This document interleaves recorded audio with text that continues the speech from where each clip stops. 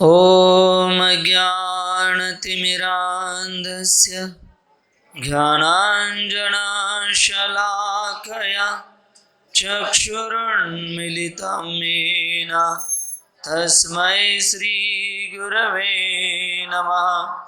श्रीचैतन्यमनोभीष्टं स्थापितं येन भूतले स्वयं रूप कदा मह्यं ददाति स्वपदान्तिकं।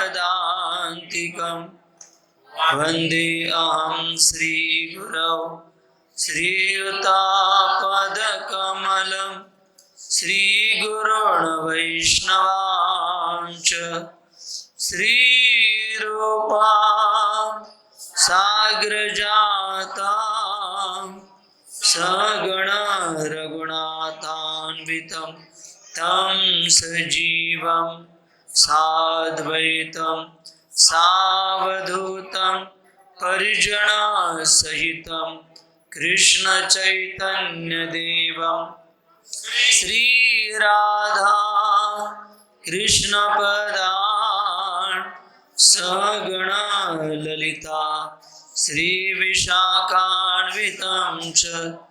हे कृष्णा करुणा सिंधु दीनबंधु जगत्पते गोपेशा गोपिका कांत राधा कांत नमस्तुते।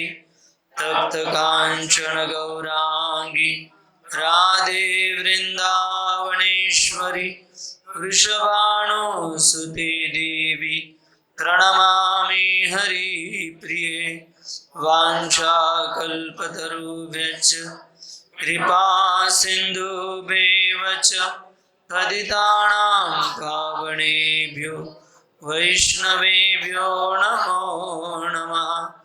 नमः ॐ विष्णुपदाय कृष्णपृष्ठाय भूतले श्रीमते भक्तिवेदान्त इति नामिने।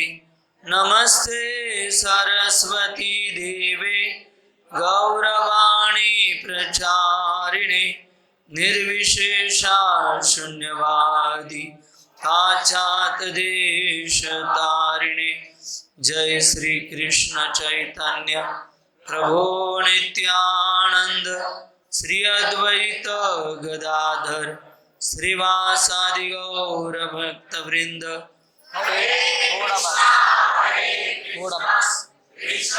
कृष्ण हरे हरे हरे राम राम राम हरे हरे। हरे कृष्णा कृष्णा कृष्णा हरे हरे हरे राम राम हरे हरे। हरे कृष्णा कृष्णा कृष्णा हरे हरे हरे राम राम हरे हरे। मुखं करोति वाचालं पंगुं लंघयते गिरिं यत्कृपातमहं वन्दे श्रीगुरो दीनतारिणं परमानन्दमाधवं श्रीचैतन्यईश्वरम्।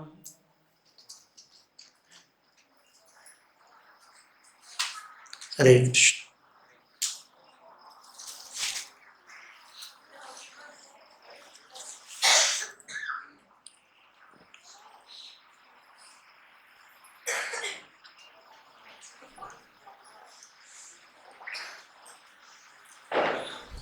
हरे कृष्णा। तो सबसे पहले आज के इस गिरिराज गोवर्धन के प्राकट्य के दिन के महोत्सव के ऊपर आप सभी भक्तों का हार्दिक स्वागत है। गोवर्धन पूजा के उपलक्ष्य में आप यहाँ पर उपस्थित हुए और आपका अमूल्य समय आपने आज इस सत्संग में दिया, इसके लिए आप सभी भक्तों का बहुत बहुत धन्यवाद। बहुत सुंदर। क्यों हमें भगवान की लीलाओं की चर्चा करनी चाहिए, और दूसरा कि ये भगवान ने जो गोवर्धन लीला बनाई, तो इस गोवर्धन लीला के पीछे भगवान की क्या योजनाएं थी, इसके बारे में आज हम चर्चा करने का प्रयास करेंगे। सबसे पहली बात कि भगवान या भगवान के जो भक्त हैं उनकी लीलाएं सुनने से हमें क्या लाभ प्राप्त होगा। तो श्रीमद् भागवतम में ये बहुत सुंदर श्लोक आता है, श्रोतव्यादि राजेंद्र नृणाम शांति सहस्रशा अपशात आत्मतत्वम गृहेषु गृहमेधिनाम। बहुत सुंदर इस श्लोक में बताया गया है कि इस संसार में हर एक जीव के लिए चर्चा के कई सारे विषय होते हैं, सहस्रशा हजारों विषय होते हैं जिसके बारे में जीवात्मा चर्चा करते रहता है। लेकिन ऐसी चर्चाओं का लाभ क्या होता है? ऐसी चर्चाओं का केवल एक ही लाभ होता है, उसके हृदय के अंदर असंतुष्टि निर्माण होती है। असंतुष्ट रहता है वो जीवात्मा, चाहे वो राजकारण हो, खेल जगत हो या बिजनेस हो। तो ये सारी जो चर्चा है वो संतुष्टि नहीं देती, बल्कि इस संसार में दुख और भय से हमें घेर लेती है। और इसलिए नारद मुनि आगे कहते हैं कि जो कोई व्यक्ति, यहाँ पर बताया गया है कि अगर कोई व्यक्ति भगवान की लीलाओं का श्रवण करता है तो सबसे पहली चीज उसके दुखों का निवारण होता है। जन्म मृत्यु जरा व्याधि, ये जो दुख है उसे निवारण प्राप्त होता है। और हृदय के अंदर जो आत्मा है जो असंतुष्ट है वो क्या हो जाता है? संतुष्ट हो जाता है, वो आनंद को प्राप्त करता है। और इसीलिए हमें भगवान की कथाएं बारंबार करना चाहिए। इसलिए बहुत सुंदर इस अगले श्लोक में कहा गया है कि जब कोई व्यक्ति बार बार भगवान की लीलाओं का जब श्रवण करता है तो उसके जीवन की जो मिठास है वो बढ़ जाती है।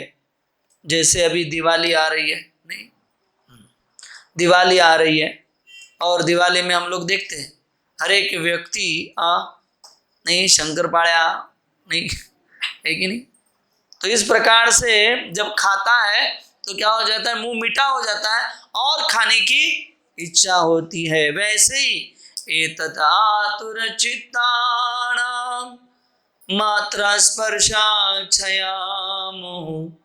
भव सिंधु प्लवो दृष्ट्वा हरिचर्यानुवर्णनम। हरिचर्या, हरि की जो कथाएं हैं, लीला है, उसका कोई श्रवण करता है तो क्या हो जाता है? भव सिंधु प्लवो, उसके जीवन में जो जन्म मृत्यु चक्र, जरा व्याधि का जो चक्र है उससे वो निकल जाता है और क्या हो जाता है? उसके हृदय के अंदर संतुष्टि प्राप्त हो जाती है, उसकी भगवान की लीलाओं के प्रति रुचि और बढ़ती है और बढ़ती है। और इसीलिए आज हम गोवर्धन पूजा के महामहोत्सव के ऊपर आज गोवर्धन की विशेष लीला करने का प्रयास करेंगे। इसलिए सबसे पहले हम गिरिराज गोवर्धन को प्रणाम करेंगे और उनका एक प्रणाम मंत्र है उससे हम आज की चर्चा करेंगे। मेरे पीछे आप सभी दोहराइए, नमस्ते गिरिराजाय श्री गोवर्धन नामिने अशेष क्लेश नाशाय परमानंददायिने नमस्ते गिरिराजाय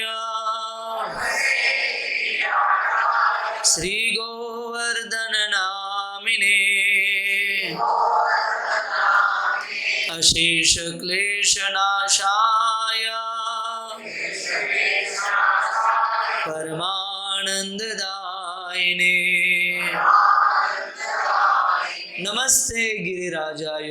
हे गिरिराज, गिरिराज यानी गिरि यानी पर्वत और राज यानी इन सारे पर्वतों का राजा, जिसे गिरिराज बताया गया है। नमस्ते गिरिराजाय श्री गोवर्धन नामिने। इस गिरिराज जो पर्वतों का राजा है, उनका नाम क्या है? गोवर्धन। गो यानी गाय और वर्धन यानी उनका पालन, जिसके कारण गायों का पालन होता है वो है गोवर्धन। और आगे इस प्रणाम मंत्र में बता दें आचार्य वृंद, अशेष क्लेश नाशाया। और ये जब हम गोवर्धन को प्रणाम करते हैं, उनका स्मरण करते हैं, उनका चिंतन करते हैं, उनको परिक्रमा करते हैं, तो अशेष क्लेश नाशाया, जितने भी हमारे जीवन में क्लेश है वो क्या हो जाते हैं? नष्ट हो जाते हैं। और परम आनंददायिनी, और क्या गोवर्धन हमें क्या प्रदान करते हैं? परम आनंद प्रदान करते हैं, जो इस संसार में हर एक व्यक्ति ढूंढ रहा है। तो आइए आज के इस गोवर्धन पूजा के महामहोत्सव पर गिरिराज की लीलाएं हम लोग श्रवण करने का प्रयास करेंगे। जैसे अगर देखा जाए तो श्रीमद् भागवतम में 335 अध्याय है। अगर पूरी तरह हम भागवतम बड़े 12 स्कंद है और 335 अध्याय है, तो इन 12 अध्यायों में, 12 स्कंदों में जो दशम स्कंद है वो सबसे बड़ा स्कंद है। और इस दशम स्कंद में 90 जो कथाएं, 90 जो अध्याय है, वो भगवान की महत्वपूर्ण ब्रज लीलाओं के बारे में है, भगवान की बाल लीलाओं के बारे में है। वृंदावन, मथुरा, द्वारका, इन सारी लीलाओं का वर्णन जो है इस दशम स्कंद में किया गया है। उसमें 90 अध्याय है। और इस 90 अध्याय में भी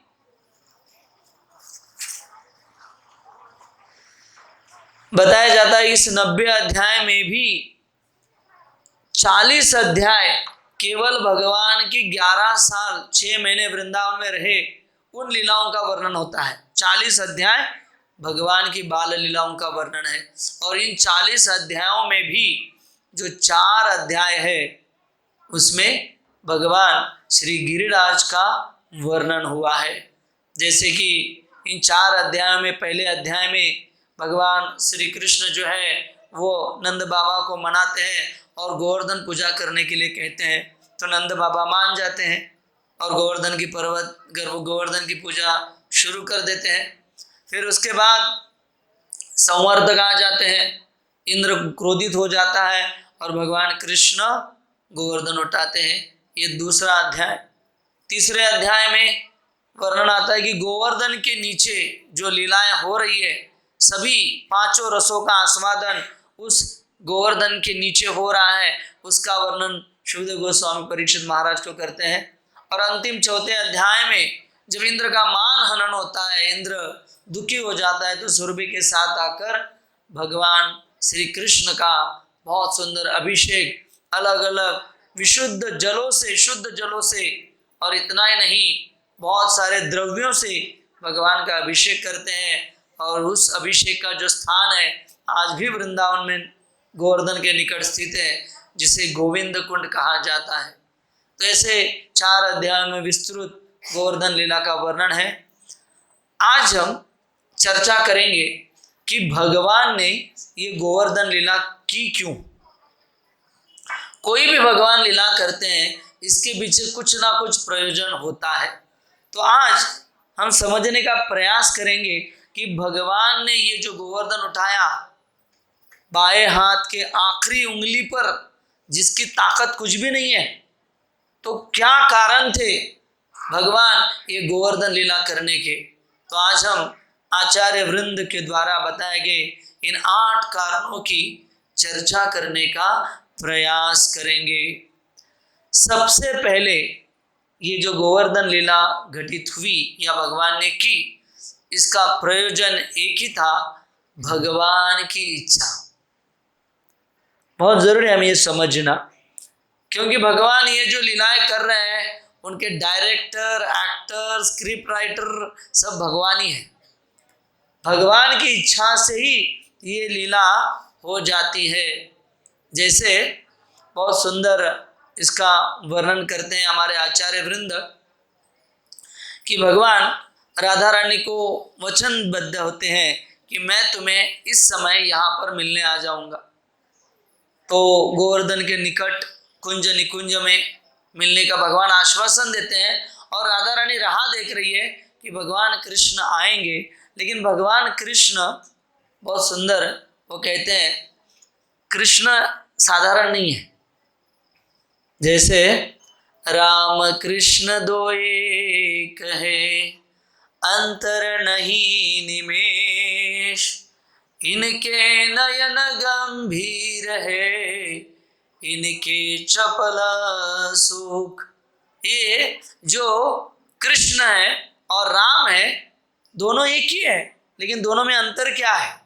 राम के नयन जो है वो गंभीर है, जो भी बोला वो पालन करेंगे। एक बाण, एक पत्नी, एक वचन श्री राम है। लेकिन कृष्ण हरि बोल बोले तो राधा रानी को कि मैं मिलने आऊंगा। राधा रानी राह देख रही है और कृष्ण राधा रानी की प्रतिस्पर्धी चंद्रावली के कुंज में चले गए। और चंद्रावली की कुंज में जाने के बाद राधा रानी राह देख रही है। कुछ समय के बाद कृष्ण उस कुंज से गोवर्धन के निकट से निकल रहे थे, तो देखा कि गोवर्धन खड़े हैं। तो कृष्ण को उन्होंने कहा कि देखो कृष्ण, ये कुछ अच्छी बात नहीं, आपने राधा रानी को आश्वासन दिया और आप गए चंद्रावली को मिलने के लिए, तो ये बात कुछ ठीक नहीं है। तो कृष्ण ने कहा भाई छोड़ दो, अभी इतना सीरियसली आप मत लो। बोले नहीं, मैं तो राधा रानी का आदमी हूँ, तो राधा रानी को तो मैं बताऊंगा आप ऐसे ऐसे गए थे। तो बोले देखो, क्या तुम्हें मेरे ऊपर प्रेम नहीं है? बोले हाँ, प्रेम तो आप दोनों के ऊपर है, लेकिन आदमी तो राधा रानी का हूं मैं, तो मैं तो राधा रानी को बताऊंगा। तो कृष्ण कहते ठीक है, आप राधा रानी को बताओगे, लेकिन मैं मानूंगा ही नहीं। आपके पास क्या पुरावा है कि मैं चंद्रावली से मिलने गया था? तो गिरिराज गोवर्धन कहते ये आपके चरण चिन्ह, जो कि चंद्रावली के कुंज में जा रहे हैं, ये राधा रानी देखेगी और मैं दिखाऊंगा, और ये राधा रानी देखेगी तो फिर हरि बोल नहीं। तो कृष्ण कहते नहीं, ऐसा मत करो। अगर राधा रानी को समझ में आएगी तो मान करेगी, और उसका मान करने में, उसको मनाने में बहुत समय जाएगा, तो आप कृपा करके मत बताओ। तो फिर गिरिराज को कहते कि ऐसा मत करो। लेकिन गिरिराज कहते हैं कि फिर ये मिटेंगे कैसे? तो कृष्ण अभी खुद भी मिटा नहीं सकते, कि जितना मिटाएंगे तो दूसरा उनके चरण कमल वहाँ पर गिरेंगे।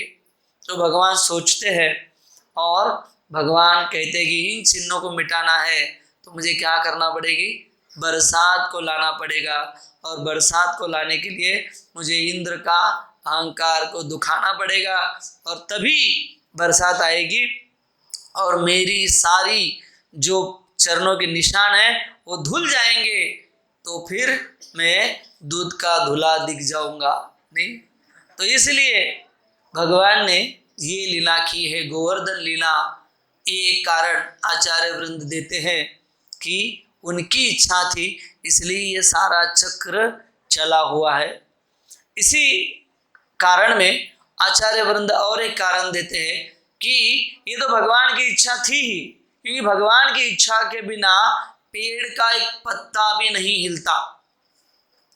जयपुर के एक साहूकार थे, उन्होंने प्रवचन में सुना कि भगवान की इच्छा के बिना एक पेड़ का पत्ता भी नहीं हिलता। बोले ऐसे कैसे हो सकता है? तो उसने एक प्रण लिया। ये कथा उन्होंने रात को सुनी, तो उन्होंने कहा जैसे ही सवेरा हो जाएगा मैं एक जंगल में चला जाऊंगा और कल दिन भर मैं कुछ भी नहीं खाऊंगा, मैं उपवास करूंगा, और अगर भगवान की इच्छा के बिना एक पत्ता भी नहीं हिलता तो मुझे खिला के दिखाए। और ऐसा सोचकर ये निकले। एक दूर जयपुर के बाहर एक दूर जंगल था, उस जंगल में जाकर एक ऊंचे पेड़ पर बैठ गए, और दोपहर हो गई, संध्या हो गई, शाम हो गई, पूरा दिन निकलना है, रात होने का समय आया। जैसे ही रात हो रही थी, वर्णन आता है कि उन्होंने देखा कि कुछ जयपुर जाने वाले लोग उस रास्ते पे उस पेड़ के नीचे बैठे हैं। कोई इसमें ब्राह्मण है। वो लोगों ने क्या किया, संध्या समय जयपुर में प्रवेश करना है, उसके पहले भोजन आदि यहाँ पर कर ले और फिर जयपुर में जाकर आराम विश्राम कर सकते हैं। इस विचार से सब लोग पेड़ के नीचे भोजन लेकर बैठे ही थे कि उनको घोड़ों के टापों की आवाज सुनाई दी। तो उन्होंने सोचा कि इतने घने जंगल में चोरों के सिवा कौन आ सकता है। तो वो बेचारे सब भोजन छोड़कर वैसे ही भाग खड़े हुए जयपुर के लिए। तो भोजन वही पड़ा था इसमें।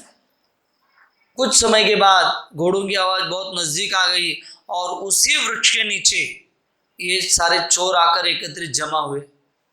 कहीं से तो चोरी करके आए थे जयपुर से और सारा धन अभी बांटने के लिए उस पेड़ के नीचे आए थे जो उनकी हमेशा की जगह थी। तो पहुंचे और जैसे पहुंचे उन्होंने देखा अरे इतने सारे पकवान हैं। तो सबको अच्छा लगा, आज चोरी थी चोरी और खाना भी मिल गया। सब बैठने वाले थे।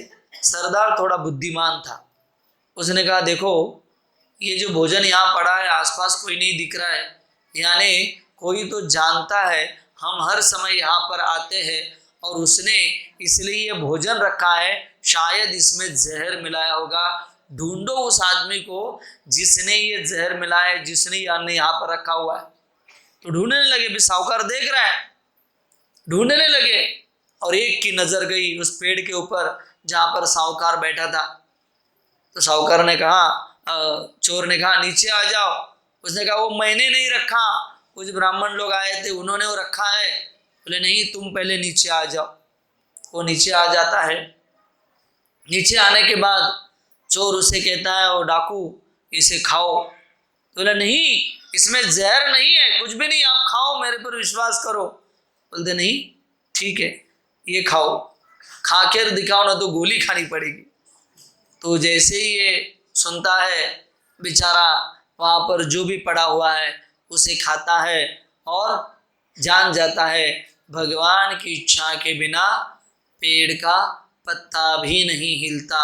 जो भी होता है वो भगवान की इच्छा से होता है। तो इसीलिए सबसे पहला कारण ये गोवर्धन लीला होने का भगवान की इच्छा है। और साथ ही साथ आचार्य वृंद कहते हैं अनुग्रहाय भक्तानाम। भगवान जो है वो अपने भक्तों से बहुत प्रेम करते हैं और प्रेम करने के कारण भक्तों को सिखाने के लिए स्वयं भगवान इस प्रकार की लीलाएं करते हैं ताकि उससे भक्त जो है वो सीख जाए और अपने जीवन में उस साधना भक्ति में उन नियमों का पालन करके अग्रसर हो जाए। जैसे कई बार होता है ना, छोटे बच्चे होते हैं, उनको सिखाने के लिए माँ क्या करती है, पेंसिल लेती है और लिखती है अ या ए बी और बच्चे का हाथ लेकर उसके ऊपर वो घुमाती है और उसे बताती है इसे ये कहा जाता है, बी कहा जाता है। उसी प्रकार से जब माँ अपने बच्चों को सिखा रही है, माँ को आता नहीं ऐसी बात नहीं है, लेकिन माँ बच्चों को सिखा रही है, वैसे ही अनुग्रहाय भक्तानाम अपने भक्तों को सिखाने के लिए साधना भक्ति में कैसे अग्रसर होना चाहिए, इस प्रकार की भावना होनी चाहिए। इसीलिए भगवान इन लीलाओं को करते हैं। तो आज हम देखेंगे कि कई सारे गुण हमारे अंदर हमें लाना है। अगर भगवान की प्राप्ति करनी है, भगवान के भक्ति में हमें आगे बढ़ना है, तो यह पहला कारण है भगवान की इच्छा। इसी कारण गोवर्धन लीला घटित हुई है। दूसरा कारण, भगवान जो है भक्तों की हमेशा रक्षा करते हैं और ये दिखाने के लिए कि मैं हमेशा भक्तों की रक्षा करता हूँ, इसलिए भगवान ने इस गोवर्धन लीला का प्रयोजन किया हुआ है। जैसे हम लोग जय राधा माधव गाते हैं, तो जय राधा माधव में जो दूसरी पंक्ति है, गोपीजन वल्लभ गिरिवरधारी। गोपीजन वल्लभ यानी जो गोपीगण है या गोपियां है, वरिष्ठ गोप गोपी, ये सारे वल्लभ यानी कृष्ण को अत्यंत प्रिय है। और जो कृष्ण को प्रिय होता है, कृष्ण उसकी क्या करते हैं, रक्षा अवश्य करते हैं। और इसीलिए भगवत गीता के पहले भगवान ने अर्जुन को बताया, और भगवत गीता में भी ये बताया है, क्षिप्रम भवति धर्मात्मा शश्वत शांति निगच्छति कौन्तेय प्रतिजानीहि न मे भक्त्या प्रणश्यति। कि हे कौन्तेय, तुम घोषणा कर दो कि मेरा जो भक्त है मैं उसकी रक्षा करता हूं। न मे भक्त्या प्रणश्यति, मेरे भक्त का कभी भी नाश या मेरे भक्त का कभी भी पतन नहीं होता। इस अपने वचन को रखने के लिए भगवान ने ये गोवर्धन लीला की, और हमें विश्वास दिलाने के लिए जो भी मेरी भक्ति करेगा मैं उसकी अवश्य ही रक्षा करूंगा। जैसे भगवत गीता में दूसरे अध्याय में 40वें श्लोक में भी भगवान कहते हैं, निहाभिक्रमणाशोऽस्ति प्रत्यवायो न विद्यते स्वल्पमपस्य धर्मस्य त्रायतो महतो भयात्। अगर कोई व्यक्ति स्वल्प थोड़ी सी भी भक्ति करता है, अगर जीवन में एक बार भी हरे कृष्णा कृष्णा कृष्णा हरे हरे, हरे राम राम हरे हरे भगवान के नाम का जप करता है, कीर्तन सुनता है, भगवान के दर्शन करता है, और अगर कुछ भी नहीं हुआ तो भगवान का प्रसाद भी खाता है, तो भक्ति मार्ग पर अग्रसर होता है और भगवान उसकी रक्षा करने का वचन देते हैं। श्रीमद् भागवतम में तो कई सारे उदाहरण हैं जहां पर भगवान ने अपने वचन को निभाया हुआ है। जैसे श्रीमद् भागवतम में अजामिल आख्यान आता है। अजामिल ये ब्राह्मण परिवार में जन्म हुआ, और फिर जन्म होने के उपरांत बहुत अच्छी तरह भगवान की सेवा कर रहा था, अपने पिताजी की आज्ञा का पालन कर रहा था, परिवार में सुखी और समाधानी था। लेकिन एक बार जंगल में फूल लाने के लिए जब चला गया तो उसने एक वेश्या और एक शूद्र को संग करते हुए देखा। उसकी मति भटक गई और वेश्या को विवाह करके घर पर लेकर आया। अपने पत्नी बच्चे माता पिताओं को घर से निकाल दिया, और फिर वेश्या से संग करके मांसाहार जुआ नशा व्यभिचार करने लगा, चोरी करने लगा, झूठ बोलने लगा। अजामिल जो ब्राह्मण था, ये सतयुग की घटना है, और पूरी तरह पाप कर्म में लग गया। लेकिन भगवान कहते हैं मैं उसकी रक्षा अवश्य करूंगा। अजामिल को 10 पुत्र हुए।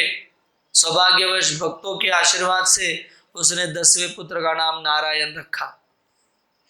और फिर छोटा पुत्र होने के कारण नारायण पर बहुत आसक्त हुआ।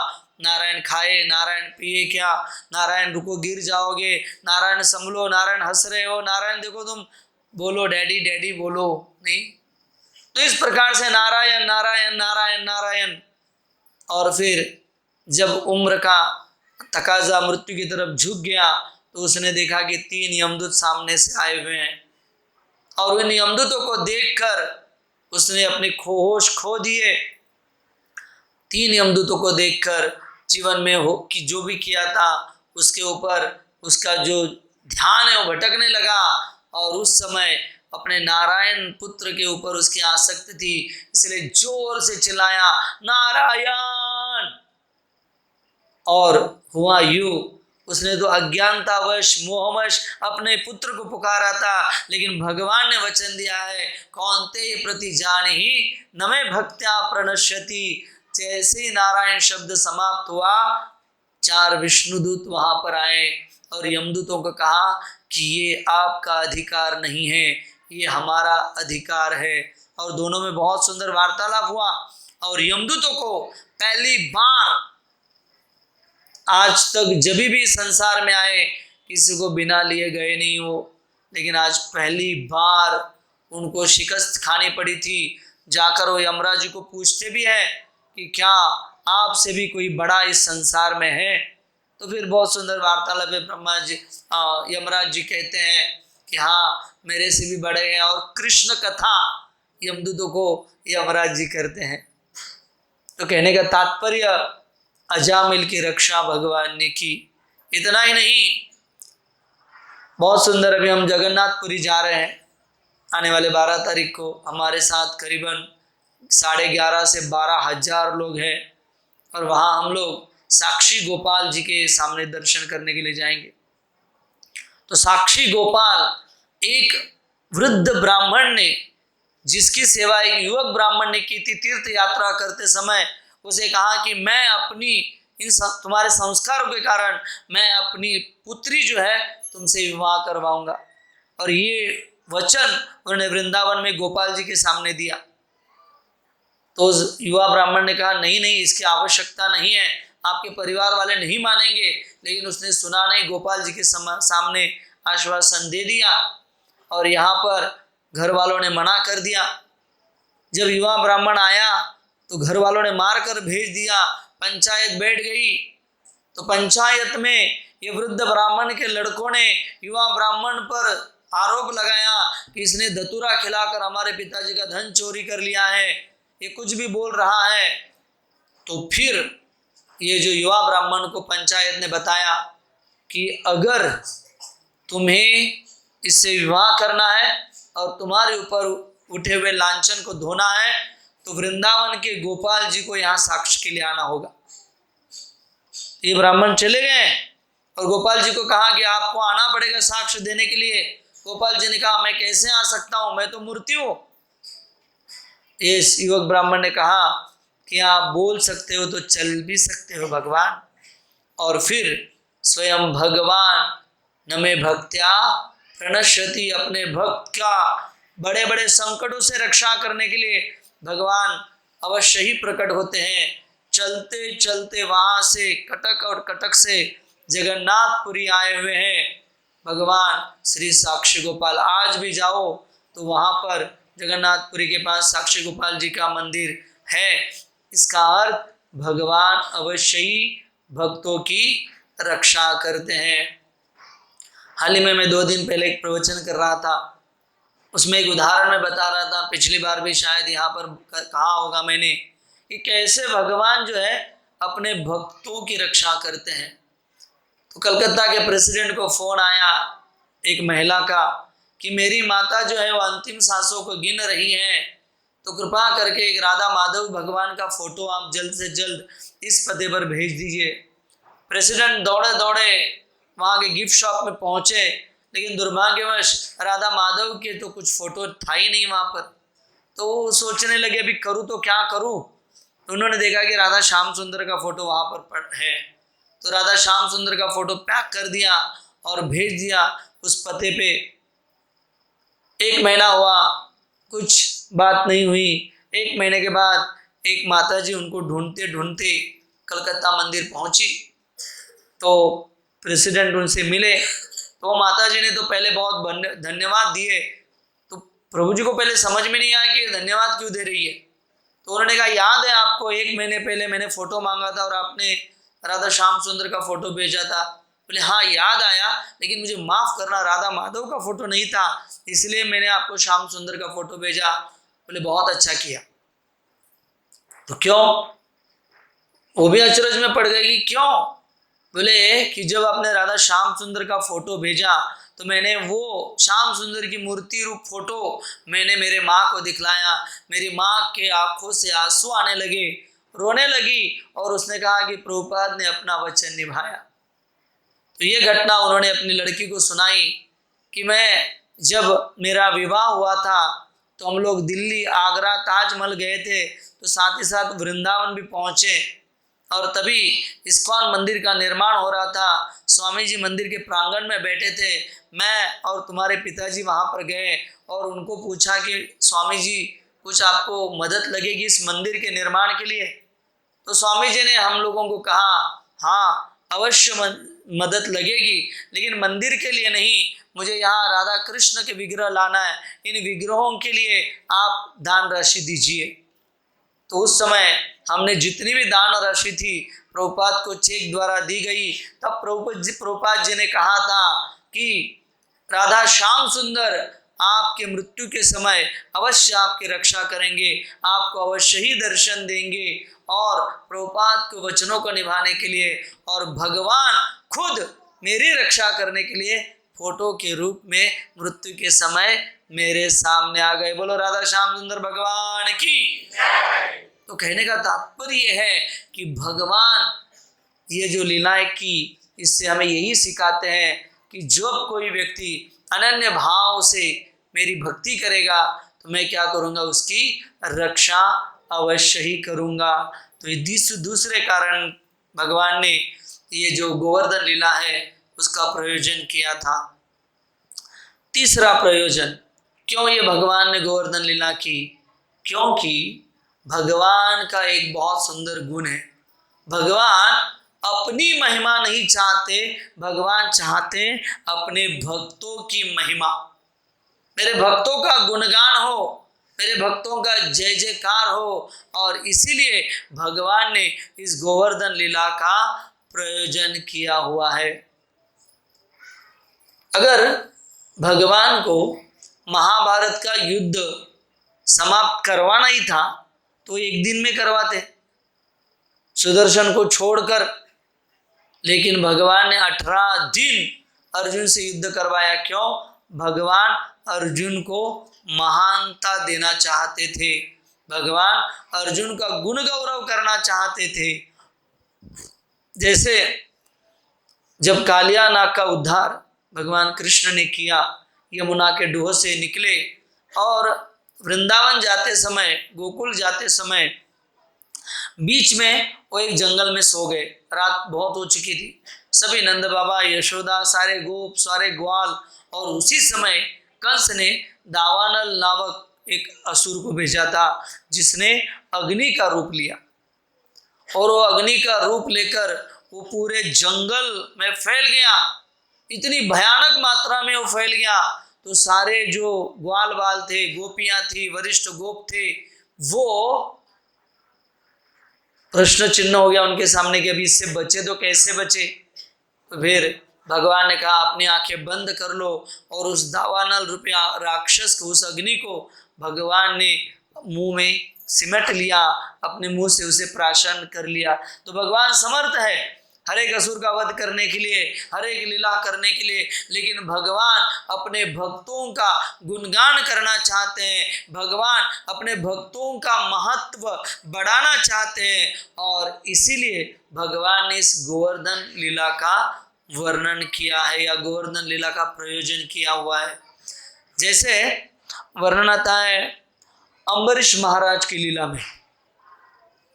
अम्बरीश महाराज ने एकादशी का व्रत पकड़ा था, और इस एकादशी के व्रत को छोड़ने का समय आता है, उसी समय दुर्वासा ऋषि आ जाते हैं। दुर्वासा ऋषि जो है वो अतिथि है, इसलिए उनका स्वागत करके उन्हें संध्या स्नान के लिए जाने के लिए कहते हैं। लेकिन उसी समय यहाँ पर पारना का समय हो जाता है, एकादशी छोड़ने का समय आ जाता है। तो साधुओं को पूछकर एक बूंद निर्जला रखे हुए होते हैं, एक बूंद वो जल पी लेते हैं।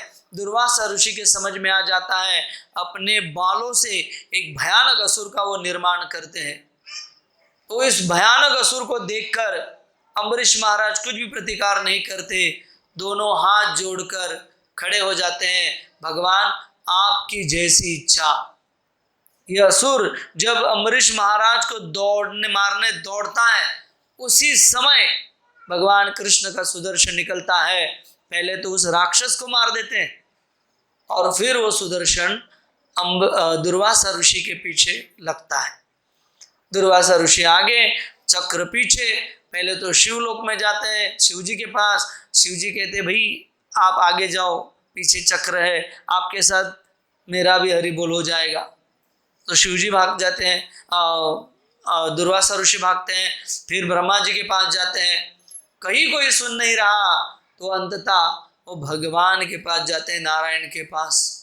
और फिर नारायण जब वो दुर्वासा ऋषि माफी मांगते हैं तो नारायण क्या कहते हैं, अहम भक्त पराधीनो यस्वतंत्र इव द्विज साधुभिर्ग्रस्त हृदयो भक्तिर्भक्त जना प्रिया। अहम भक्त पराधीन, भगवान भी दुर्वासा ऋषि के सामने हाथ जोड़कर कहते हैं कि अहम भक्त पराधीन, मेरे हाथ में भी ये सुदर्शन नहीं है, क्योंकि मैं भक्तों के अधीन हूँ, मैं भक्तों का सेवक हूँ, मैं स्वतंत्र नहीं हूँ। भक्तों के आदेश के बिना मैं कुछ कर ही नहीं सकता, क्योंकि मुझे मेरे भक्त जो है मेरे जान से भी प्यारे हैं। साधुनाम हृदयम मह्यम, साधुनाम हृदयम त्वयम, मदन्तते न जानान्ति नाहं तेभ्यो मनागपि। भगवान कहे, अम्बरीश, मेरे हृदय के अंदर भक्तों का वास होता है और भक्तों के हृदय के अंदर मेरा वास होता है, और इसीलिए मैं जो है इस चक्र को नहीं रोक सकता। तुम्हें अगर इस चक्र को रोकना है, मृत्यु से बचना है, तो अम्बरीश महाराज की जाकर क्षमा मांगनी होगी। और फिर दुर्वासा ऋषि जाते हैं और अम्बरीश महाराज से क्षमा मांगते हैं। इसका अर्थ ये कि अम्बरीश का महाराज का गुणगान हुआ। तो इसीलिए भगवान को उनके भक्त जो है वो अत्यंत प्रिय होते हैं, और ऐसे प्रिय भक्तों का महिमा गाने के लिए, उनका गुणगान करने के लिए जो है वो वर्णन आता है कि इस लीला को प्रयोजन किए हुए हैं। ऐसे कई सारे उदाहरण शास्त्रों में है। जैसे रामायण लो, रामायण में क्या भगवान एक बाण में संजीवनी नहीं ला सकते थे? भगवान ला सकते थे, लेकिन अपने भक्त का गुणगान होने के लिए उन्होंने हनुमान जी को कहा कि आप संजीवनी लेकर आइए, और हनुमान जी लेकर आए। तो हम किसका गुणगान करते हैं? हनुमान जी का गुणगान करते हैं। लंका जलाई किसने? हनुमान जी ने। तो हम हनुमान जी का गुणगान करते हैं। इसलिए बहुत जरूरी है, भगवान ने इस गोवर्धन लीला का प्रयोजन किया गोवर्धन की महानता दिखाने के लिए, कि गोवर्धन कोई साधारण साधक नहीं है। तो ये तीसरा प्रयोजन था भगवान की इस गोवर्धन लीला का, ये अपने भक्तों की महानता को। इसीलिए हम देखते हैं श्रीमद् भागवत में और एक उदाहरण आता है कि कैसे भगवान जो है वो जब समुद्र मंथन हुआ, तो समुद्र मंथन में देवता और असुर सर्प को खींच रहे थे, वासुकी को, और वासु समुद्र मंथन से सबसे पहला निकला जहर। क्या भगवान जहर नहीं पी सकते? पी सकते हैं, लेकिन उन्होंने ये सेवा दी शिवजी को, जिसके कारण शिवजी को एक नाम मिला, नीलकंठ। तो कहने का तात्पर्य यही है, भगवान अपने भक्तों का गुण गौरव बढ़ाना चाहते हैं, और इसीलिए भगवान ने ये गोवर्धन लीला की, जिसके द्वारा गोवर्धन का महिमा गान हो। ये तीसरा कारण। चौथा कारण, क्यों भगवान ने ये गोवर्धन लीला की? जैसे आचार्य वृंद कहते हैं कि भगवान इससे सिखा रहे हैं हमें कैसे हम जो साधक है वो भगवान को प्रिय बने। ये जानना बहुत जरूरी है, कैसे हम जो साधक है वो भगवान को प्रिय बने। क्योंकि गोवर्धन का एक नाम है हरिदास वर्य। क्या कहा जाता है गोवर्धन को? हरिदास वर्य। तो श्रीमद् भागवतम में भगवान के भक्तों की बहुत सारी सूची है। प्रहलाद महाराज, ध्रुव महाराज, परीक्षित महाराज, भीष्म पितामह, कुंती महारानी, सुखदेव गोस्वामी, कई सारे भक्तों का गुणगान आता है श्रीमद् भागवतम में। लेकिन 3 भक्तों को हरिदास कहा गया है। 3 भक्तों को, सबसे पहले युधिष्ठिर महाराज, दूसरे उद्धव जी, और तीसरे गिरिराज गोवर्धन को। लेकिन इन तीनों में भी गोवर्धन को हरिदास वर्य कहा गया है। यानी इन तीनों में भी अगर कोई सर्वश्रेष्ठ है तो वह है गोवर्धन। क्यों गोवर्धन सर्वश्रेष्ठ है? क्या ऐसे किया है गोवर्धन ने जिसके कारण वो भगवान को प्रिय बने? तो ये चीजें अगर हम करेंगे तो हम भी भगवान को प्रिय हो जाएंगे। कौन सी 2 चीजें की है? आचार्य वृंद कहते हैं, सबसे पहली चीज, भगवान ने जब गोवर्धन लीला करने का तय कर लिया और इंद्र का अहंकार जो है उसे अहंकार को ठेस लगी तो इंद्र ने जो है इस संसार को जब डुबाने का समय आता है तो संवर्तक बादलों को बुलाते हैं। तो संवर्तक बादलों को कहा कि आप वृक्ष पर गिरो, वृंदावन का नाश कर दो। तो सारे बादल वृंदावन पे गरजने लगे। बताया जाता है कि एक एक बड़े बड़े खंबे की तरह एक एक बूंद, एक एक धारा उसकी बह रही थी और इतनी सारी धाराओं को गिरिराज अपने ऊपर झेल रहे थे। लेकिन झेलते झेलते उन्होंने कृष्ण को यह नहीं कहा अरे इतनी सारे तकलीफें मुझे हो रहे हैं और तुम नीचे लीलाएं कर रहे हो। तकलीफों को झेलते झेलते उन्होंने अपनी सेवाओं को रुकाया नहीं। ये पहली चीज हमको गोवर्धन से सीख सकते हैं। कई बार हमारे जीवन में भी कई सारी समस्याएं होती है, शारीरिक होती है, मानसिक होती है, पारिवारिक होती है, आर्थिक समस्याएं होती है। जैसी समस्या आ जाए हम लोग सेवा से हरि बोल करते हैं, है वो कर लेंगे, नहीं सेवा लिस्ट बनाना पड़ता है, आइए सेवा कीजिए, होता है कई बार। तो यहां पर गोवर्धन हमें सिखा रहे हैं कि कितनी भी तकलीफें हो, जब सेवा का मौका आ जाए तो दौड़ते हुए जाना चाहिए और अपनी सेवा को स्वीकार करना चाहिए। तभी भगवान हमसे प्रसन्न होंगे, ना कि हम लोग कुछ कारण बताएं। हम लोग कुछ कारण बताएं। अगर हमारे पास कारण है सेवा न करने का, अगर हमारे पास कारण है सेवा न करने का, तो भगवान के पास भी कारण है हमें भगवत धाम न ले जाने का, नहीं। इसलिए अगर जाना चाहते हैं भगवत धाम तो हमें क्या करना पड़ेगा, समस्याओं से घिरे रहते हुए भी हमें भगवान के अनन्य भाव से सेवा करनी पड़ेगी। कई सारे उदाहरण इसमें हम देख सकते हैं। ये प्रभुपाद के एक वरिष्ठ शिष्य हुए जिनका नाम था निरंजन स्वामी महाराज, आज भी है वो। तो इनको बताया गया था कि आप रशिया में प्रचार करो, श्रील प्रभुपाद की किताबें बांटो, और वो रशिया में चले गए। रशिया में -डिग्री टेम्परेचर होता है ठंडी में, -10, -11, -12, -7। यानी अगर बाहर केवल बर्फ ही, अगर ठंडी हवा जब चलती है तो आंखों में चुभन होती है और जल बाहर निकलता है। तो जल जब आंखों से आता है तो थोड़े ही नीचे आकर वो बर्फ बन जाता है। ऐसी स्थिति में निरंजन महाराज सेवा कर रहे थे। वो वहां पर एक समय होता है जिस समय सारे ज़्यादा से ज़्यादा लोग आकर मॉल में सामान खरीद कर लेके जाते थे। तो मॉल में तो ग्रंथ वितरण कोई करने नहीं देता था। तो ऐसे ठंडी में परम पूज्य निरंजन महाराज वहाँ पर ग्रंथों को लेकर खड़े हो जाते थे और प्रभुपाद के ग्रंथों को दिखाते थे, बांटते थे। एक बार एक व्यक्ति ने पूछा कि स्वामी जी यहाँ तो आपको कोई नहीं देख रहा है, फिर भी आप ग्रंथ बांट रहे हो, इससे अच्छा जाकर मंदिर में बैठो।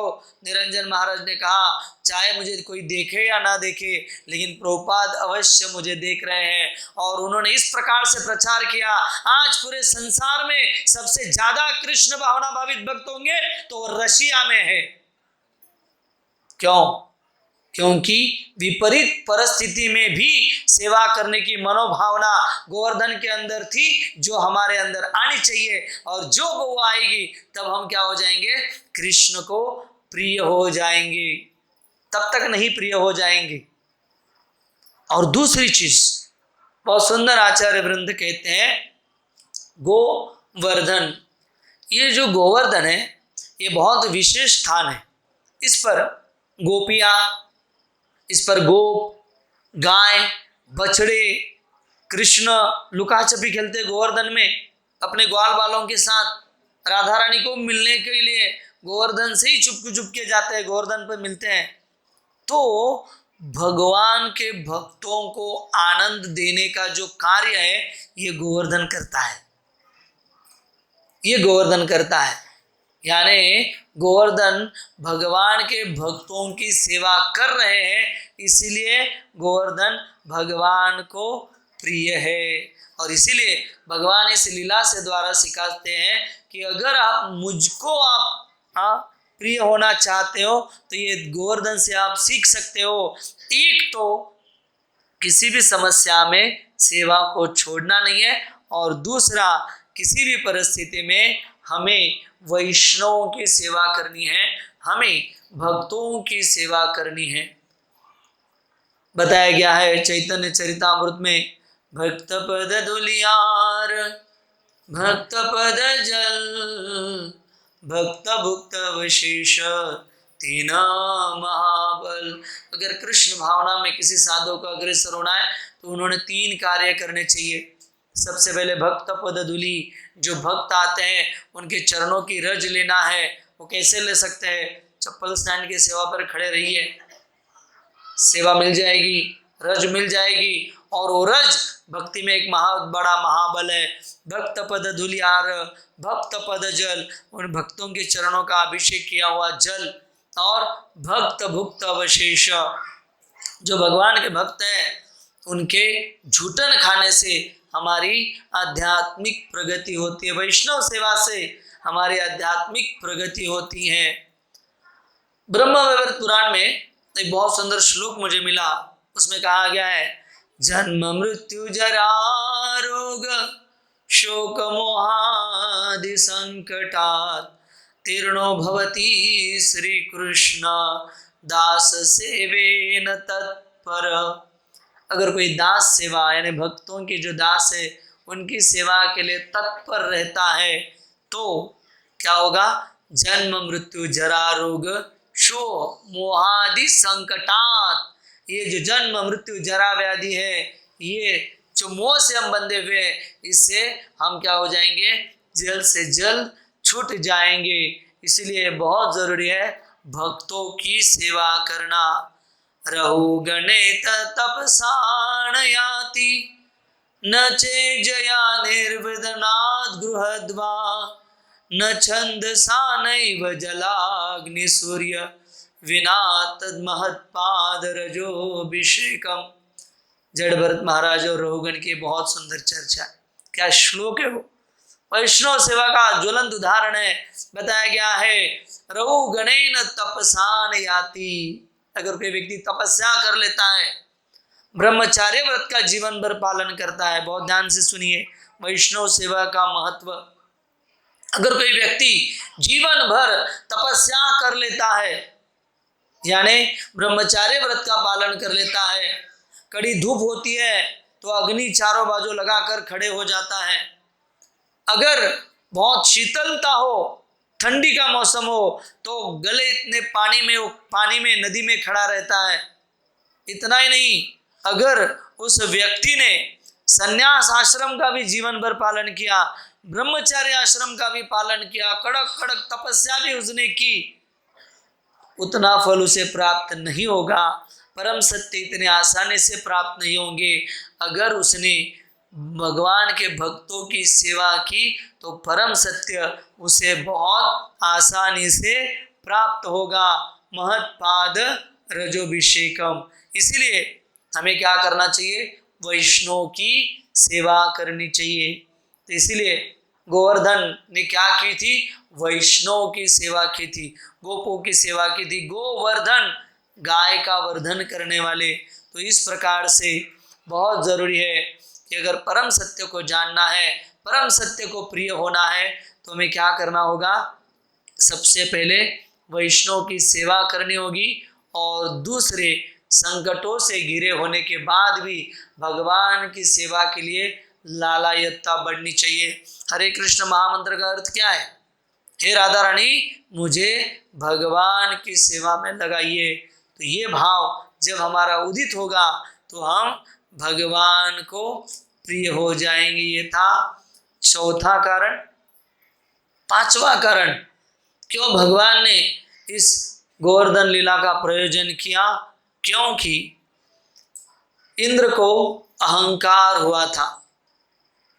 इंद्र जो है वो भगवान के भक्त है, तो भगवान जब देखते हैं मेरे किसी साधक में अहंकार या अन्य विकार ऊपर आ रहा है तो भगवान उसे क्या करते हैं? खुद शुद्ध करते हैं। तो इसीलिए भगवान ने ये गोवर्धन लीला की इंद्र को अभिमान हुआ था, उस अभिमान से उसे शुद्ध करने के लिए भगवान ने इस गोवर्धन को उस मान से उसे वंचित करने के लिए भगवान ने ये गोवर्धन लीला की है। इस संसार में हम जब भक्ति करते हैं ना, तो भक्ति करते समय अगर माया का सबसे बड़ा हथियार होगा तो अंतिम होता है अहंकार। आई एम समथिंग, मैं कुछ तो हो, मैं इतने सालों से हूँ, मैं इतनी माला इतने सालों से कर रहा हूँ, मैं इतनी सेवा कर रहा हूँ।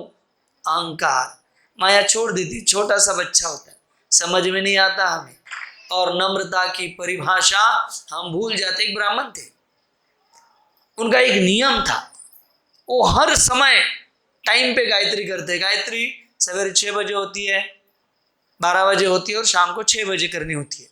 कई बार भक्तों के आगे पीछे टाइम हो जाते, आधा एक आध घंटा आधा पीछे, लेकिन ये जो ब्राह्मण था वो गायत्री टाइम पे करता था। तो एक दिन हुआ यूँ कि रात को कई प्रोग्राम के लिए गए थे, सवेरे उठने के लिए उनको देर हो रही थी, और जैसे ही देर हो जाएगी क्या हो जाएगा, गायत्री का टाइम निकल जाएगा। लेकिन ये सो ही रहा था, तो साक्षात माया देवी एक पुरुष का रूप, कली, साक्षात कली एक पुरुष का रूप लेकर वहां पर आए। उस ब्राह्मण को कहा, उठिए जल्दी, गायत्री का समय जा रहा है। तो उठ गए और उन्होंने देखा अरे गायत्री का समय जा रहा है, उठ के नहा के फटाफट टाइम पे गायत्री की। उन्होंने कहा हाँ मेरी गायत्री टाइम पे हो गई। लेकिन ये आदमी कौन था? तो फिर वो पूछे कि आप कौन हो और मुझे इस समय उठाने का कारण क्या है? तो उस व्यक्ति ने हाथ जोड़कर कहा, मैं साक्षात कली हूं। बोले अरे कली हो तो फिर भी मुझे उठाया, अगर मैं गायत्री से चूक जाता तो तुम्हारा ही भला था, तुमने मुझे उठाया क्यों? तो उन्होंने कहा नहीं, अगर आपकी गायत्री आज चूक जाती टाइम पे तो आप नम्र हो जाते कि मेरी गायत्री चूक गई। अभी क्या हुआ, आपको अहंकार है कि मेरी गायत्री टाइम पे हुई, और इस अहंकार के कारण भगवान के द्वार जो है, दरवाजे आपके लिए बंद हो गए। यही मेरा कार्य है। तो अहंकार जो है वो सबसे बड़ा शत्रु है आध्यात्मिक जीवन में। और इसीलिए पूजा, लाभ, प्रतिष्ठा, भक्ति विनोद ठाकुर कहते हैं कंचन कामिनी प्रतिष्ठा, इन 3 चीज़ों से हमें बचना चाहिए। और इसीलिए चैतन्य महाप्रभु ने चैतन्य शिक्षाष्टक में कहा है, तृणादपि सुनीचेन तरोरपि सहिष्णुना अमानिन मानदेन कीर्तनीय सदाहरि। हमें घास के तिनके के जैसा नम्र रहना चाहिए, वृक्ष की तरह सहन करना चाहिए।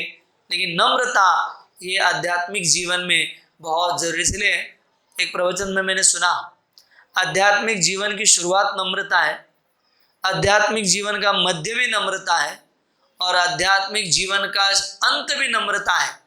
जितने पेड़ के ऊपर वृक्ष लगते हैं, पेड़ क्या खड़ा हो जाता है? नहीं, पेड़ क्या हो जाता है? झुकता है। वैसे कितना भी ज्ञान आ जाए, कितना भी वैराग्य आ जाए, कितने भी हम सालों से कृष्ण भावना में हो, कितने भी हमें ज्ञान आ जाए, हमें क्या होना चाहिए? भक्तों के सामने नम्र होना चाहिए। भगवान ये हमें सिखा रहे हैं इस गोवर्धन लीला से कि भगवान उस अहंकार को समय आने पर शुद्ध करेंगे। लेकिन उतनी हमारी कैपेसिटी होनी चाहिए, उतने उस योग्य हम साधक होने चाहिए। इंद्र भगवान के असीम भक्त हैं, 100 अश्वमेध यज्ञ करने के बाद इंद्र का पद प्राप्त होता है। तो इसीलिए हमें कृष्ण भावना में अग्रसर होने के लिए अहंकारित नहीं होना चाहिए। और अहंकार आ भी जाता है, भगवान की अगर शुद्ध भक्ति हम कर रहे हैं तो भगवान इसे एक दिन निकाल भी देंगे। इसीलिए बहुत सुंदर उदाहरण है रामायण में। अर्जुन एक बार घूमते घूमते महाभारत का युद्ध होने के बाद रामेश्वर चले जाते हैं, जहाँ पर भगवान श्री राम जो है वो सेतु बांधकर लंका पहुँचे थे। तो अर्जुन देखते हैं उस सेतु को, उस सागर को, और कहते हैं कि राम जी स्वयं भगवान थे, तो क्यों नहीं उन्होंने बाणों से पुल बनाया? बाणों से ब्रिज बनाना था, बाणों का ब्रिज बनाना था।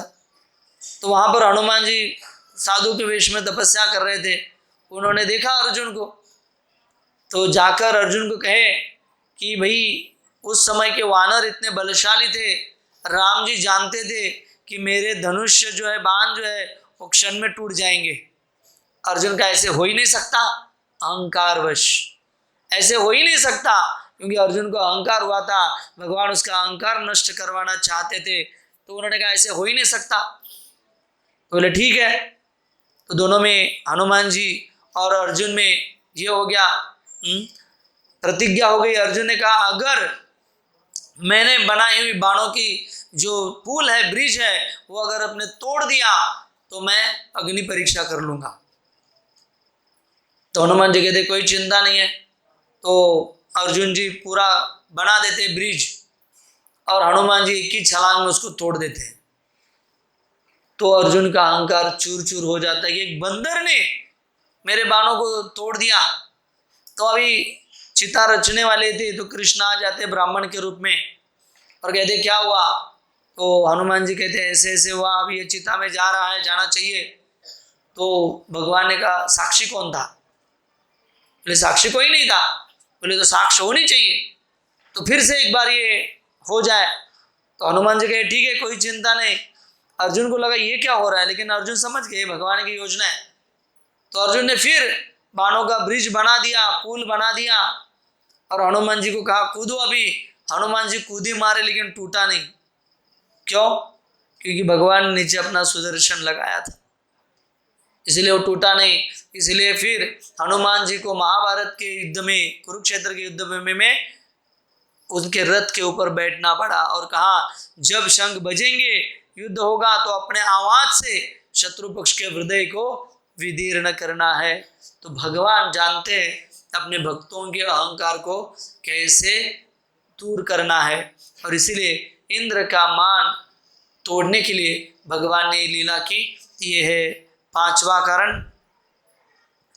इसलिए बहुत सुंदर चैतन्य चरितामृत में एक सुंदर श्लोक आता है, उसमें वर्णन आता है कृष्ण कहे आमा भजे मागे विषय सु, अमृत छाड़ी विष मागे यही बड़ा मोर।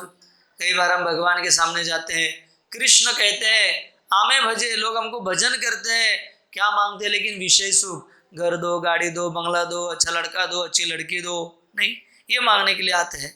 कृष्ण कहे आमा भजे मांगे विषय सुख, अमृत छाड़ी, भगवान की भक्ति छोड़कर अमृत छाड़ी विष मांगी, धन दो, गाड़ी दो, बंगला दो, ये मांगी, विष है, यही बड़ा मूर्ख। लेकिन क्या भगवान बहुत सुंदर कहते आमी विज्ञ, भगवान कहते मैं बहुत बुद्धिमान हूं, यही मूर्ख, ये मेरे से जो मांग रहे हो मूर्ख है। विषय के न दिव्य, मैं विष क्यों दूं? मैं विष नहीं दूंगा, क्या दूंगा? स्वचरणामृत दिया, विषय भुलाइया, मैं अपने चरणों का चरणामृत उसे देता हूँ, जिसके कारण वो इस संसार के विषयों को, इस संसार के भोगों को भूलकर मेरी अनन्या भक्ति में लग जाता है। भौतिक भोगों से वंचित होकर कृष्ण भक्ति में वो लग जाता है। तो इसीलिए बहुत जरूरी है ये पांचवा कारण भगवान ने लीला की, क्योंकि अपने भक्त का मान हनन करने के लिए। इसलिए कई बार हमारे भक्ति में अगर हमारे अंदर कोई विकार आ गया, तो अगर उस योग्यता के हम रहे तो भगवान भी उसे अवश्य शुद्ध करेंगे। ये था पांचवा कारण। और 3 कारण है, हम थोड़ा जल्दी फास्ट फॉरवर्ड करेंगे। छठा कारण है, भगवान जो है वो सारे ब्रजवासियों की इच्छा की पूर्ति के लिए भगवान ने ये गोवर्धन लीला की। जैसे वृंदावन में हम लोग ब्रह्म विमोचन लीला देखते हैं कि सारे जो गोपियां थी उनको ऐसा लगता था काश कृष्ण मेरा पुत्र होता तो मैं उसे कितना सुंदर सजाती थी, कितना सुंदर नहलाती थी, कितना सुंदर उसका श्रृंगार करती, कितना उसे सारा दूध पिलाती, और मैं उसे छोड़ती नहीं। ये गोपियों की भावना थी। कृष्ण के जो मित्र थे उनकी क्या भावना थी? कि हमारे कार्य से केवल केवल केवल कृष्ण को आनंद देना है, कैसे कृष्ण आनंदित हो जाए। हर एक का विषय वही होता था। जो गोपियां थी जिनका विवाह नहीं हुआ था, वो गोपियां कात्यायनी देवी के पास जाती थी और कात्यायनी देवी को प्रार्थना करती थी कि हमको कृष्ण ही हमें पति रूप में प्राप्त हो, ऐसी वो प्रार्थना करती थी। कई बार गोपियां सूर्य देव की प्रार्थना के लिए जाती थी। तो फिर सूर्य देव की प्रार्थना के लिए क्यों जाती थी? क्योंकि वो सूर्य देव को प्रार्थना करती थी कि आप जल्दी मत अस्त होना। क्यों? क्योंकि कृष्ण वृंदावन में जब रहेंगे तो हमें उनको देखने का सौभाग्य मिलेगा, इसलिए आप जल्दी अस्त मत होना। और फिर चंद्र की भी पूजा करती थी। चंद्र की क्यों पूजा करती थी? हे चंद्र, आप जल्दी अस्त हो जाना, ताकि सूरज उगेगा और कृष्ण अपनी गैया चरने के लिए चले जाएंगे, तो हमें उनका संग होगा, हमें उनका नित्य दर्शन होगा। तो हर एक ब्रजवासी भगवान का हमेशा संग चाहते थे, नित्य संग चाहते थे। इसलिए गोपियां जो है वो ब्रह्मा जी को भी गाली देते थे। वो कहते थे ब्रह्मा जी को कि ब्रह्मा जी आप जो है परिपूर्ण बिल्डर नहीं है। ये जो संसार बनाया इसमें एक त्रुटि रह गई। कौन सी त्रुटि रह गई? आपने ये आंखों के ऊपर पलक बनाया। क्योंकि जब श्याम सुंदर का दर्शन कर रहे होते हैं तो क्या होता है, बीच बीच में पलक बंद करनी होती है। उतना समय कृष्ण के दर्शन से लालायत रहते हैं, वंचित हो जाते हैं, और इसीलिए गोपियां ब्रह्मा जी को भी कोसती है। तो सारे गोपियां, सारे ब्रजवासी, सारे नंद बाबा, जैसे 5 रस होते हैं, शांत रस, दास्य रस, गाय भी सोचती थी अगर काश मेरा कृष्ण बछड़ा होता तो मेरा दूध पीता और मैं उसे क्या करती, मेरी जीवा से उसको स्पर्श करती। वो हर एक व्यक्ति वृंदावन में कृष्ण का संग चाहते थे। तो भगवान तो पूर्ण पुरुषोत्तम भगवान है, हर एक के हृदय में परमात्मा रूप में स्थित है।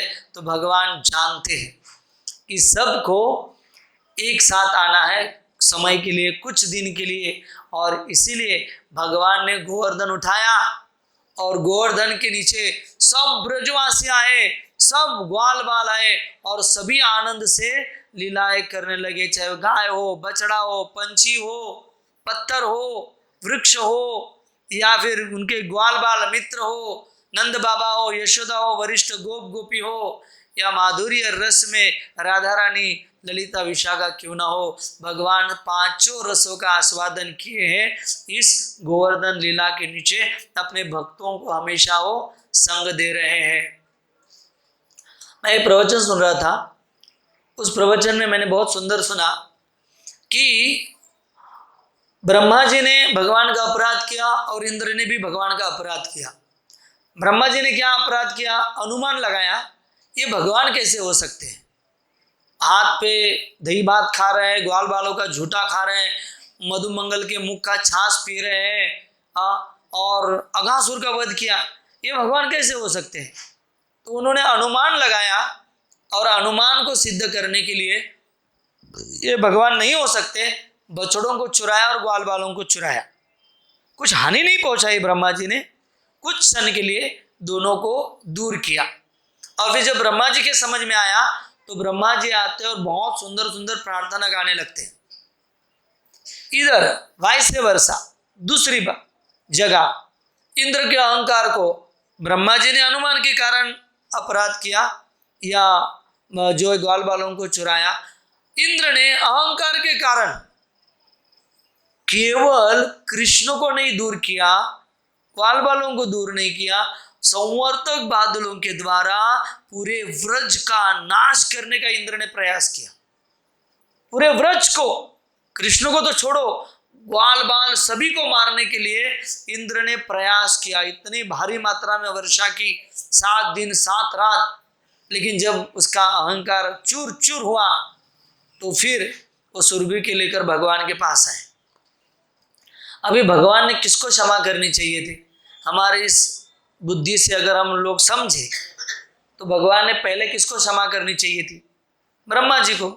उन्होंने तो हानि नहीं दी थी, लेकिन भगवान ने ब्रह्मा जी की प्रार्थना को सुनते हुए देखा भी नहीं, ब्रह्मा जी के पास देखा भी नहीं। वो अपने दिमाग से इतनी सुंदर सुंदर प्रार्थना, बहुत ज्ञान लगाया उसमें, भगवान आप ऐसे हो, भगवान आपका स्वरूप ऐसे है, भगवान ने देखा भी नहीं उनकी तरफ। और जब फिर उन्होंने कहा कि आपको गाय प्रिय है, ग्वाल बाल प्रिय है, तो भगवान के अच्छा अब तेरे ध्यान में आया, ठीक है ठीक है। तिरछी नजर से भगवान ने ब्रह्मा जी को देखा। क्यों? भगवान ब्रह्मा जी ने भगवान और ग्वाल बालों को, बछड़ों को दूर किया था, लेकिन इंद्र को क्षमा कर दिया। इंद्र ने क्या किया था? नष्ट तो करने का प्रयास किया, लेकिन इंद्र ने अच्छा किया, 7 दिन 7 रात सभी ग्वाल वालों को गोवर्धन के नीचे एकत्रित लाने का काम उन्होंने किया। इसीलिए ब्रह्मा जी ने, भगवान कृष्ण ने इंद्र को क्षमा कर दिया। केवल क्षमा नहीं किया, इंद्र ने कहा मुझे आपका अभिषेक भी करना है। भगवान बोले हरि बोल करो। तो ऐरावत को लाया, स्वर्ग से कई सारे सुंदर सुगंधित जल लाए, दूध दही मक्खन, अलग अलग व्यंजनों से, अलग अलग औषधों से भगवान का अभिषेक किया। भगवान बोले हरि बोल कोई चिंता नहीं करो। क्यों? सारे ग्वाल बालों को, सारे रसों को एक साथ गोवर्धन के नीचे लाया था। इसीलिए बहुत जरूरी है ये शिक्षा कि सारे ब्रजवासियों की इच्छा थी, और इसीलिए भगवान ने ये लीला का प्रयोजन किया है। छठा, 7वां, भगवान ने ये लीला क्यों की? क्योंकि भगवान हम सबको गोपियों की शरणागति दिखाना चाहते थे। गोपियां क्या थी या ब्रजवासी क्या थे? पूरी तरह शरणागत थे। भगवान इससे हमें सिखा रहे हैं कि कैसे हमें शरणागत होना चाहिए। गीता में भगवान ने बताया भी है, सर्वधर्मान् परित्यज्य मामेकं शरणं व्रज अहं त्वां सर्व पापेभ्यो मोक्षयिष्यामि मा शुच। सर्वधर्म का त्याग कर कर केवल आप मेरी शरण आ जाओ। इसलिए दामोदर लीला से भगवान सिखाते हैं कि कैसे हमें प्रयास करने हैं भगवान को प्राप्त करने के लिए, जैसे माता यशोदा कर रही थी। और रासलीला से भगवान क्या सिखाते हैं कि गोपियों का कितना विश्वास था। अर्धरात्रि में सारों को छोड़कर गोपियां जंगल चली गई जहां पर बांसुरी की आवाज आ रही थी। क्यों? क्योंकि विश्वास था, अवश्य रक्षिबे कृष्ण। और इस गोवर्धन लीला से भगवान क्या सिखा रहे हैं? गोवर्धन उठाया, 22 किलोमीटर है, बताया गया है कि इतना लंबा हाइट है उसका। वो उठाया गोवर्धन और सारों को बोला आ जाओ, सबको बोला आ जाओ। नहीं, कई बार प्रवचन में वो पाल आ जाती है, नहीं, या कई बार चूहा आ जाता है, ऐसे खड़े हो जाते कि जैसे सांप आ गया हो। नहीं, कथा सुनते हुए हमारी क्या शरणागति। लेकिन यहां पर गोवर्धन में सबको, किसी ने प्रश्न नहीं किया ये गिर जाएगा तो। नहीं, सोच सकते थे, हमारे मन में आ सकता है प्रश्न, लेकिन उनके मन में बिल्कुल भी प्रश्न नहीं आया। तो बहुत जरूरी है शरणागति। भक्तिविनोद ठाकुर एक हमारे आचार्य हैं, वो शरणागति यानी क्या, वो 6 लक्षण बताते हैं। हमें ये जानना चाहिए 6 लक्षण यानी शरणागति होती है। पहला, अनुकूल्य से संकल्प, जो भक्ति के लिए अनुकूल है उसका स्वीकार करना। जैसे कई हमारे युवा भक्त हैं, वो आज सवेरे से धोती पहनने का प्रयास कर रहे थे, मुझे बहुत अच्छा लगा। 3-4 घंटा, एक धोती वो नहीं बैठ रही थी, दूसरी नहीं, तीसरी, इसको तो फाड़ भी दिया है, नहीं तो प्रयास कर रहे। तो बहुत जरूरी है ये हमको देखना। तो कहने का तात्पर्य अनुकूल्य से संकल्प, जो भक्ति के लिए अनुकूल है वो करना, ये है शरणागति का लक्षण। प्रतिकूल्य से वर्जनम, जो भक्ति के लिए अनुकूल नहीं है उसका क्या करना है, हमें त्याग करना है। यानी मोबाइल नहीं देखना है, न्यूज़पेपर नहीं पढ़ना है, यहाँ वहाँ की गपशप नहीं लगाना है। अनुकूल्य से संकल्प, प्रतिकूल्य से, जिसके कारण भक्ति में बाधा हो जाए उसको क्या करना चाहिए, हमें त्यागना चाहिए।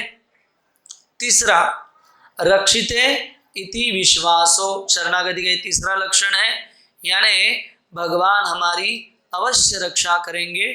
चौथा, गोतृप्ते वर्णम, यानी भगवान हमारे पालक हैं।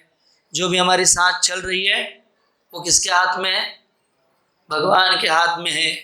जो भी हार्ट चल रहा है, डॉक्टर भी कहेगा अभी उसकी इच्छा।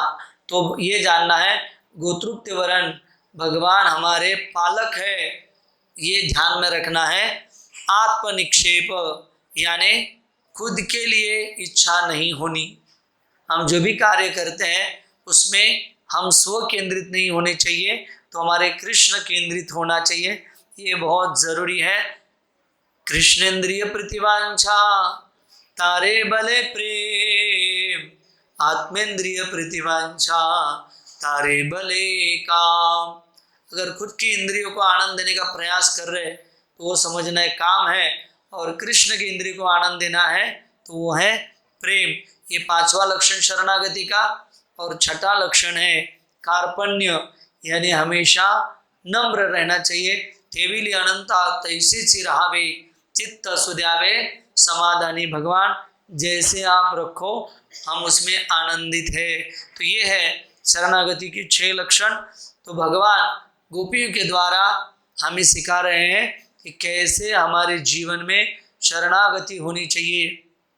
इसलिए ये कार्तिक का महीना है, कई सारे भक्त सवेरे मंगल आरती को आ रहे हैं। हमें भी मंगल आरती आना है, जपा करना है और मंदिर में सेवा करनी है। तो ये हो गया 7वां लक्षण शरणागति। और 8वां, ये बहुत समझने लायक है।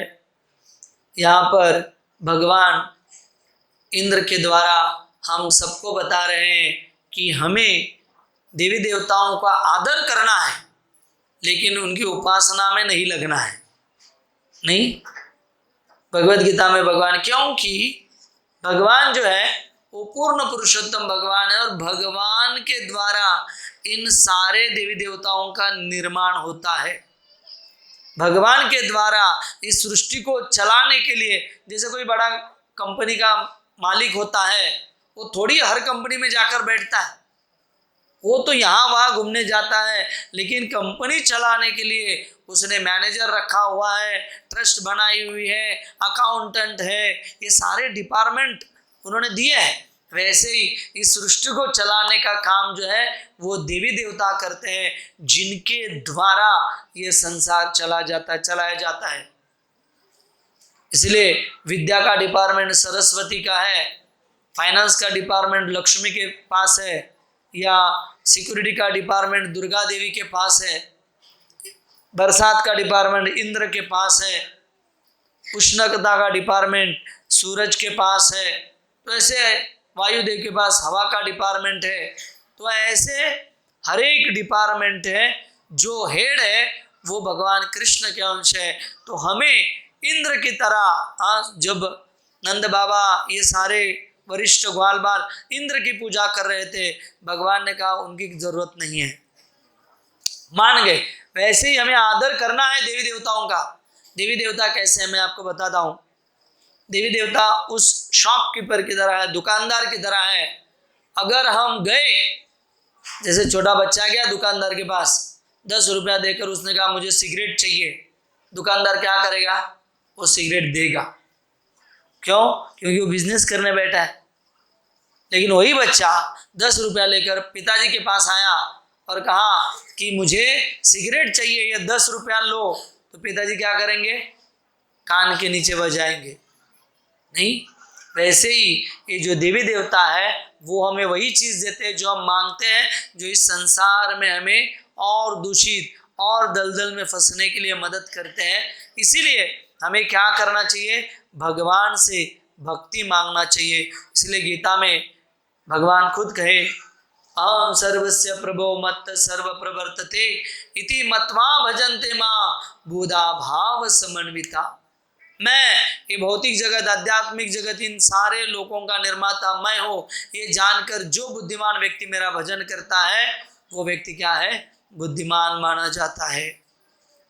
भगवद गीता के 7वें अध्याय के 20वें श्लोक में भी भगवान ने कहा कामस्थितृतज्ञान प्रपद्यन्ते देवता तम तम नियमास्थाय प्रकृति नियता स्वया। जो इच्छा होती है, हम जिस जिस देवता के पास जाते हैं वो इच्छा पूरी करते हैं, लेकिन हम क्या हो जाते हैं, इस प्रकृति में बंध जाते हैं। इसीलिए यहाँ पर भगवान सिखा रहे हैं आपको बाकी अन्य देवताओं की पूजा अर्चना करने की आवश्यकता नहीं है, आप मेरे भक्ति में लगिए और अपने जीवन को सार्थक कीजिए। इसीलिए हमें भगवान की भक्ति करना है, और वो कैसी करना है? सवे पुंसा परो धर्म यतो भक्तिरदोक्षजे अहेतुकी अप्रतिहता ययात्मा सुप्रसिद्धति। यानी उसमें कोई भी आशा नहीं होनी चाहिए, कोई भी भौतिक लालसा हमारे अंदर नहीं होनी चाहिए। नहीं, बहुत बार लोग गाते हैं ना, जय जगदीश हरे सब कुछ तेरा कुछ नहीं मेरा स्वामी, जय जगदीश हरे तेरा तुझको अर्पण क्या लागे मेरा स्वामी, जय जगदीश हरे। गाते तो बहुत सुंदर स्वर में, लेकिन भावना होती है कि ये मैं अंदर की भावना आपको गाकर सुनाता हूं। सब कुछ मेरा कुछ नहीं तेरा स्वामी, जय जगदीश हरे मेरा मुझको अर्पण क्या लागे तेरा स्वामी, जय जगदीश हरे। ये अंदर की भावना होती है, और इस भावना से हम जन्म मृत्यु के चक्र में अटक जाएंगे। इसलिए इस भावना से बाहर आने के लिए हमें नम्रता से क्या करना चाहिए? भगवान की सेवा में लगना चाहिए, वैष्णव की सेवा में लगना चाहिए। इसलिए ये आखिरी चीज़, हमें देवी देवताओं का आदर करना चाहिए, उनसे प्रार्थना भी करनी चाहिए, हमें भगवान की भक्ति के लिए जो योग्य है वो प्रदान कीजिए, और निस्सीम भक्ति करनी है भगवान कृष्ण की, भगवान श्री गिरिराज गोवर्धन की। तो और भी एक कारण, मैं जब प्रवचन के अंतिम टप्पे में आया तो एक कारण मुझे जो बहुत अच्छा लगा, वैसे तो कई हजारों कारण होते हैं, भगवान एक तीर से ही कई सारे कारण बना देते हैं, लेकिन अंतिमता बहुत सुंदर ये कारण है कि भक्तिमय जीवन में हमें होप है। इंद्र ने इतनी सारी गलतियां की थी, कितनी बड़ी गलती है, कृष्ण को मारना, वृंदावन वासियों को मारना, ब्रज को डुबाना, इतनी बड़ी गलती की थी, लेकिन सुरभि को लेकर जाकर क्षमा मांगी, सुरभि गाय को लेकर गए और क्षमा मांगी तो भगवान ने क्षमा कर दिया। तो हम कितनी भी गलती क्यों ना करें, इसका मतलब ये नहीं कि गलतियां करनी चाहिए, हाँ, नहीं तो प्रभु जी ने कहा है प्रवचन में, और भगवान भी अभी क्षमा करेंगे, तो गलतियों के ऊपर गलतियां करो, कोई चिंता नहीं। भगवान अगर गलती से कुछ गलतियां भी हो जाए, हमारे जगाई मदाई कितनी गलतियां की थी, चित्रगुप्त के कबड़ भर गए थे, लेकिन भगवान ने उनकी गलतियां भी माफ कर दी, इंद्र की भी गलतियां माफ कर दी, तो हमारी भी गलतियां माफ करेंगे। जब करते करते कभी झपकी लग गई तो भगवान कहेंगे ठीक है बाबा, मान लो तो पकड़ा है नहीं है कि नहीं। तो इसलिए हमारे पास होप है कि भगवान जो है इतने दयालु है, इंद्र को माफ कर सकते हैं, तो मुझे क्यों नहीं माफ कर सकते, मेरी गलतियों का क्यों भगवान क्षमा नहीं कर सकते, मगर पहले गलतियां हुई है, अभी नहीं करना है। तो इसलिए आज अंतिम, इस प्रवचन के अंतिम छोर पर गोवर्धन को प्रार्थना करेंगे कि हमारे हृदय के अंदर अहंकार न आए। I am nothing, I was nothing, I will be nothing. मैं कुछ नहीं था, कुछ भी नहीं हूँ और कुछ भी नहीं हो जाऊँगा, मैं केवल आपका सेवक हूँ। तो अहंकार से रहित हमें गोवर्धन को प्रार्थना करें कि हमारे अंदर अहंकार ना पनपे, और दूसरी भगवान के जो भक्त है वैष्णव, उन वैष्णव की सेवा करने के लिए भगवान हमें बुद्धि, शक्ति और ज्ञान प्रदान करे। और ये प्रार्थना अगर हम गोवर्धन को करें तो ये है वास्तव में गोवर्धन पूजा। बोलो श्री गिरिराज महाराज की, शील प्रभुपाद की, विधाय गौर प्रेमानंदे। बहुत बहुत धन्यवाद। हरे कृष्णा। किसी का कोई प्रश्न है?